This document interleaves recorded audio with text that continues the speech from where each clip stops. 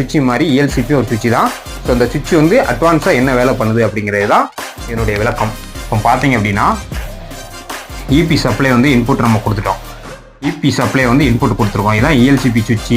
இந்த சுவிட்ச் எப்படி இருக்கும் அப்படின்னா நார்மல் நம்ம வீட்டில் வந்து MCP சுவிட்ச் பார்த்துருப்போம். ட்ரிப் ஆகுத சுவிட்ச், ஏதாச்சும் லோடு ஏதாவது ஸ்டார்ட் ஆச்சு அப்படின்னா ட்ரிப் ஆயிரும். அந்த மாதிரி ஒரு சுவிட்ச் மாடலில் தான் இந்த ELCP சுவிட்ச் இருக்கும். இதனுடைய வேலை என்ன அப்படின்னா இப்போ நம்ம வந்து EP சப்ளை வந்து இன்புட் கொடுத்துட்டோம். EP சப்ளை இன்புட் கொடுத்து அவுட்புட் வந்து நம்ம மேல இருந்து அவுட்புட் எடுத்துருக்கிறோம். ஸோ இது வந்து நார்மல் ப்ராசஸ். இப்போ என்ன அப்படின்னா EP சப்ளை இன்புட் கொடுத்து சுவிட்சை ஆன் பண்ணி விட்டுருக்கோம். சுவிட்சை ஆன் பண்ணி விடும்போது என்ன செய்யணும்னா EP சப்ளை அவுட்புட் வழியாக கடக்கும். இன்புட் வழியாக போய் அவுட்புட் வழியாக கடந்து நேராக லோடு எங்கே இருக்குது அப்படின்ட்டு பார்க்கும். லோடுக்கு போகும்.